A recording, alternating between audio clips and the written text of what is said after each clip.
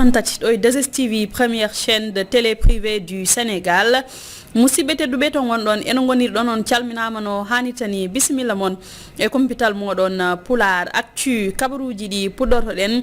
koko yowiti e jagorɗo kalfinaɗo kala ko fati e jangde ɗo e leydi ndi hono Mamadou Talla, kanko jagorɗo o noon o darni eɓɓo gon eɓɓo noon koko yowiti e nannugol ɗemɗe Ngenndiije taw ɗemɗe Ngenndiije jaafoɗon tawa noon ɗum waɗate koye programme scolaire. kanko jagorɗo o noon o arti e nafoore nannude ɗeɗon ɗemɗe Ngenndiije tawa ko e jangde sukaɓe, saabu ɗum o holliti ɗum ina hollita wonde ko tawi neɗɗo jangginama e ɗemgal ngal ganduɗa ko ngal muyni ɗum noon addanta ɗum tan ko wawde famde.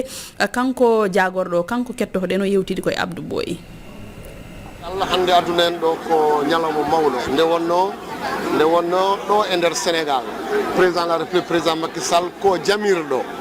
e nder école aji men ɗi yen mbaɗa feere pour ɗemɗe men ɗe mbawa jangguede hen.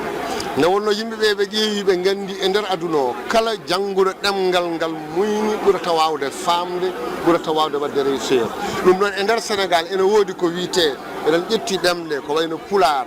Séeréer e Wolof. ɗum noon fuɗɗama ma won joni duuɓi 5 on programme o gasi eɗen jañña ɗum kadi e région ji goɗɗi haɗi gone 9 ɗo e duuɓi 5 so Allah jaaɓi eɗen jogori wadde Sénégal fof. aduna en ɗo noon ko hande wadde lancé on programme enen noon éducation nationale yaadude nos partenaire donc américain woni USAID yaadude communauté o foof gouverneur on jii ɗum ɗo e préfet et les parents d'élèves kamɓe foof nden daroɗen pour que hankkadi ne suka o somo janggo o wawa janggude e ɗemgal makko comme ça so hooti jinnaɗo makko o wawa walludemo ko janggi école ko ƴeewa kadi kanko kadi suka o mo wawa jangguinde kadi jinnaɓe makko ɓe. ɗum noon ko Sénégal dañi chance, ko Sénégal mala, ko Sénégal feewi, ko ɗum waɗi président de la république wi alay saago les langues nationales naata e nder école wa defte ɗe aɗa andi taadi wona joni fuɗɗi en puɗɗinoma e lecture pour tous en mbaɗi ɗo jiituji defte kewɗe mbaɗama jangguinoɓe dokkama karallagal ɓe jangguinanoma ko ɗum noon ƴetteten mbatten ɗum e programme kesso reeli defte kewɗe mbaɗe gar defte baɗanoɗe ɗe min ɓeyde hen kadi goɗɗe min ƴeewa kadi yañude kadi taadi ko ɗemɗe tati wonno